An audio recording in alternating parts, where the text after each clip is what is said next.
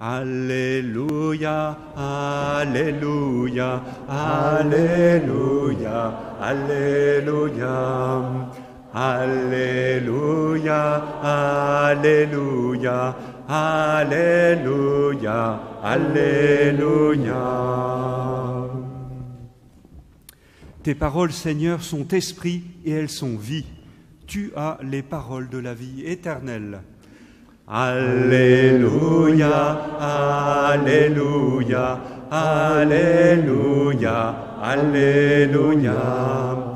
Alléluia, Alléluia, Alléluia, Alléluia. Le Seigneur soit avec vous. Évangile de Jésus-Christ selon saint Jean.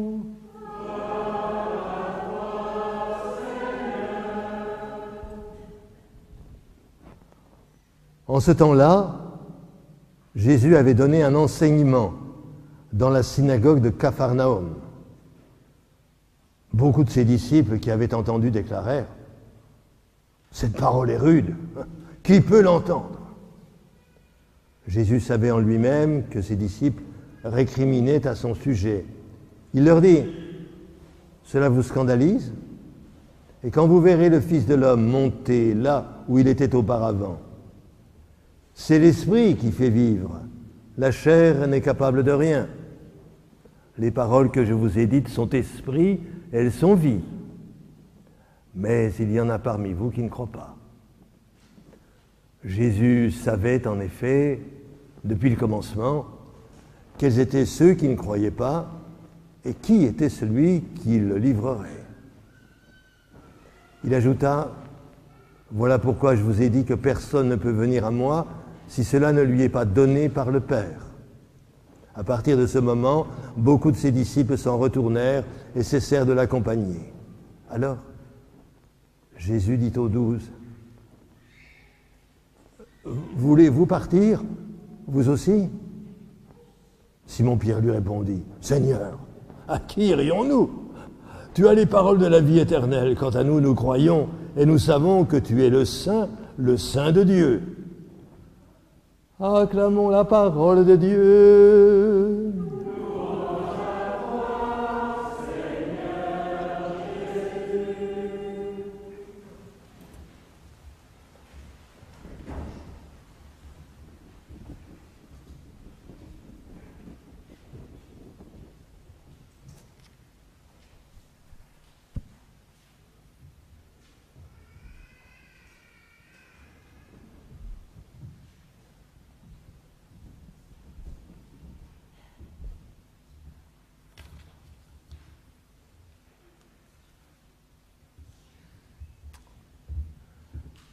Ne vous fâchez pas, Seigneur, hein, mais vraiment, votre stratégie de communication est réellement, elle est nulle, déplorable.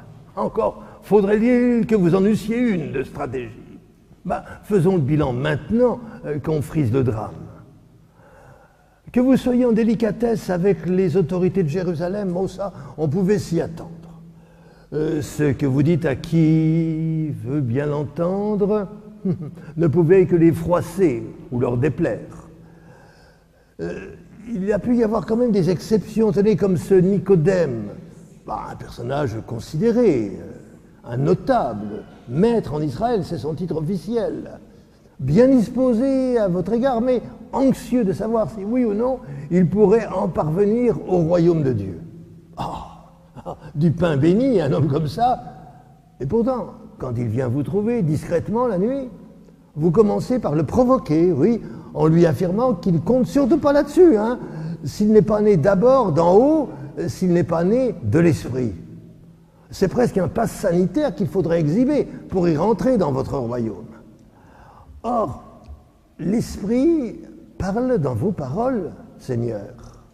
Et vous dites ce que les maîtres ne veulent surtout pas entendre, à savoir que Dieu a tellement aimé le monde qu'il a donné son Fils unique, afin que quiconque croit en lui ne se perde pas, mais obtienne la vie éternelle.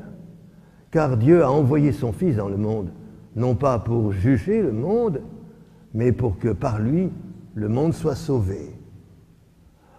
Oh, il y avait évidemment un complexe de supériorité des élites de la capitale, de ceux qui savent, et qui donc prennent les décisions, les bonnes décisions, bien sûr, regardant de haut, avec commisération, tous ces bouseux de Galiléens.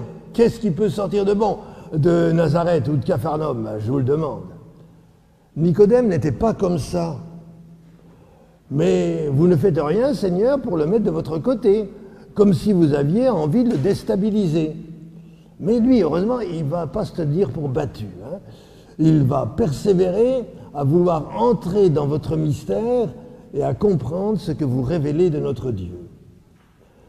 Malgré tout, chaque fois que vous montez à Jérusalem, cela provoque des incidents. Ah oui, vous n'êtes pas un adepte de la langue de bois.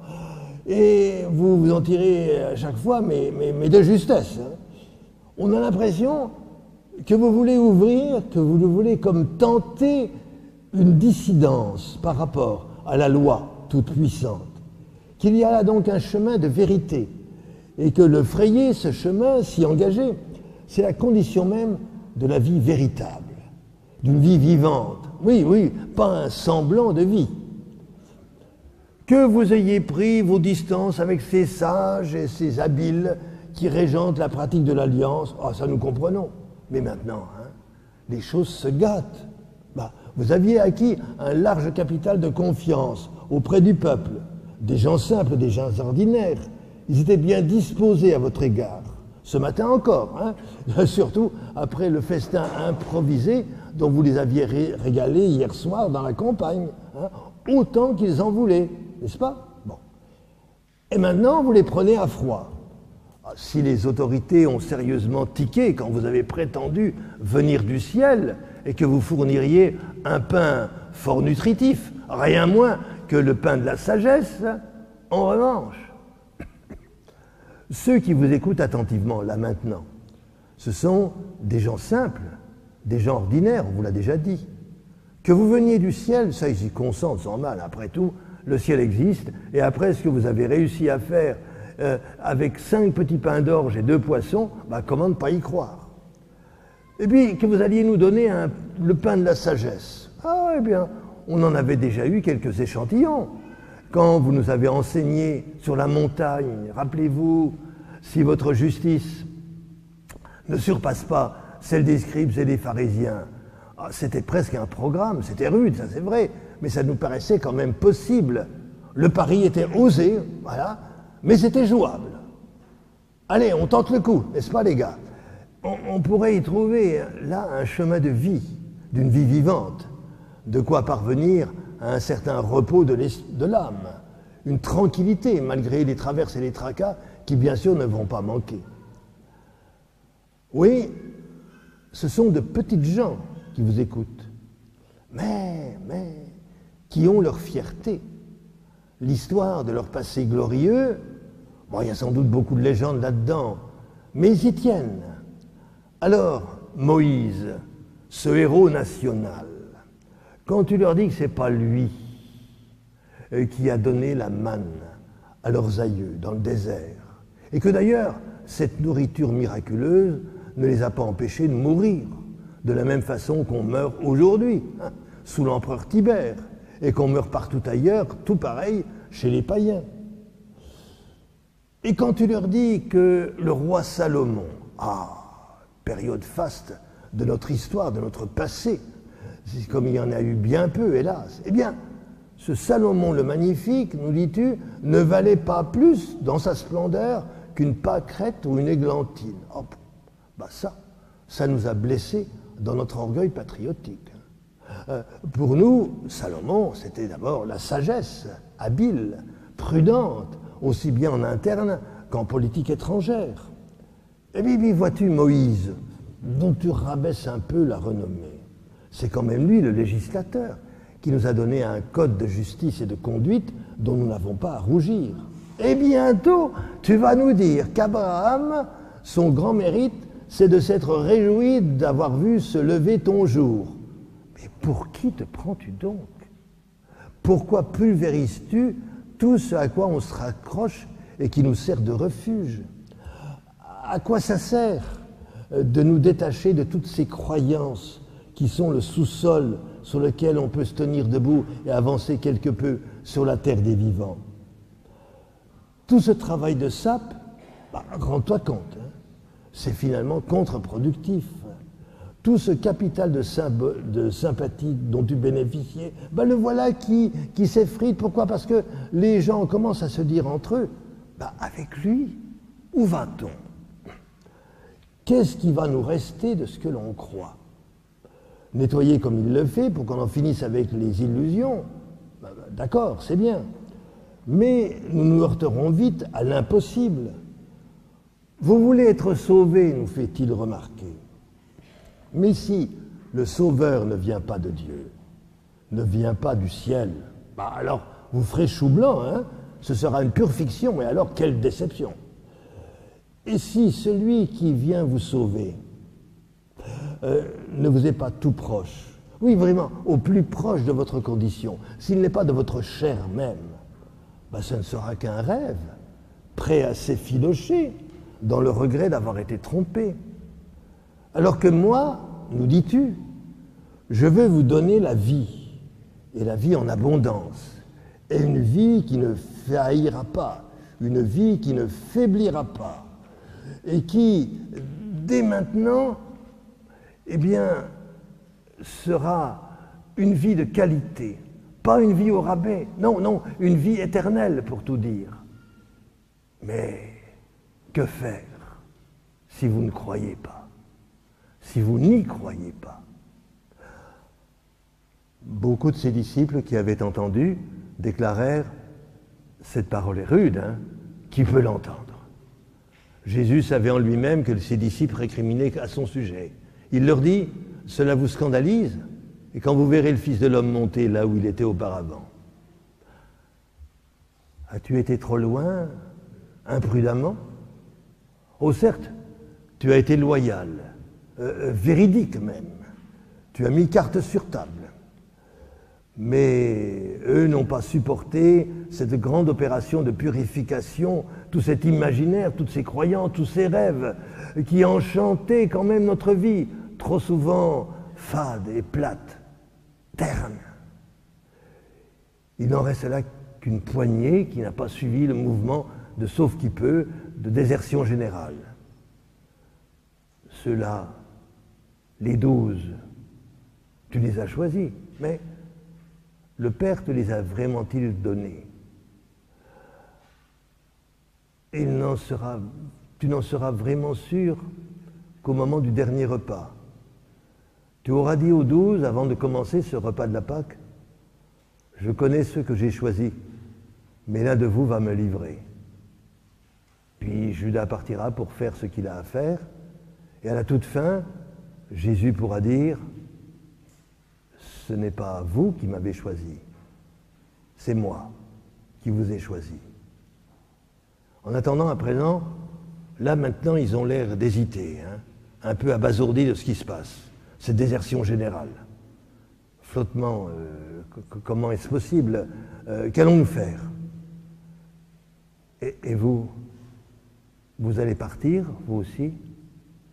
On pourrait presque sentir, mes frères et sœurs, on pourrait presque sentir comme un moment d'angoisse dans ces quelques mots.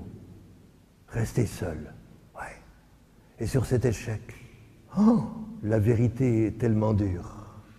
Les hommes, aussi bien disposés soient-ils, veulent d'abord du crédible, pas du fiable. Ils veulent du prévisible, du prédictible. Ils veulent se garder maîtres de la situation et de l'avenir envisageable, oui. Ils veulent évaluer raisonnablement, rationnellement ce qu'il en sera, déterminer ce qui d'avance sera de toute façon impossible. Or, la foi, croire de foi vivante, ne regarde que ces possibles qui dépassent nos prévisions et nos plans. Et on y croit parce que rien n'est impossible à Dieu. C'est toute la différence, voyez-vous, entre Judas, qui sans doute était un bon administrateur, hein, excellent gestionnaire, audacieux et astucieux et réaliste, un peu roublard aussi sans doute, d'accord. Bon. Et puis en face, il y a Simon-Pierre. Simon-Pierre qui entraîne les autres sans même les consulter, tellement les choses sont évidentes. Bah oui, l'Écriture nous parle à silence couvert de vie, mais que de vie vivante. Et ces mots de l'Écriture, dans la bouche du clergé et des commentateurs, ce n'est plus que lettre morte. Mais quand toi, Jésus, tu fais vibrer l'Écriture d'une manière contagieuse, ça c'est unique. À qui irions-nous alors? On n'est quand même pas idiots. Nous savons, nous, et nous croyons que tu es le Saint de Dieu. De quoi être rassuré, Seigneur? Oh, pas tout à fait. Ce n'est pas si certain que ça, car pèse toujours, comme un mauvais rêve, l'hypothèque, Judas Iscariote. N'est-ce pas moi qui vous ai choisi, vous les 12? Et l'un de vous est un diable. Ah, ce Judas, pourquoi a-t-il trahi? Pour gagner de l'argent? Le butin a été bien maigre, hein. 30 deniers, vous parlez. Vraiment, les prêtres étaient pingres. Voulait-il se faire bien voir, être le collabo utile quand il a compris que ça tournait vinaigre? Ou bien a-t-il voulu mettre son Jésus, oui, amicalement, au pied du mur, alors que lui semblait quelque peu hésiter à se décider? Par amitié peut-être, qui sait, ou par ambition, pourquoi pas. Le triomphe assuré par la puissance, ou bien l'inexplicable solitude de l'échec. Voilà. Au choix. Lui, Judas, tout intelligent qu'il fut, s'est cru maître du jeu. Et ce fut un ratage complet. Bon. Voyez-vous, mes frères et sœurs, nous qui lisons cela maintenant, nous sommes pris, je dirais, d'un vertige. Hein. Qu'aurions-nous fait? Qu'aurions-nous choisi?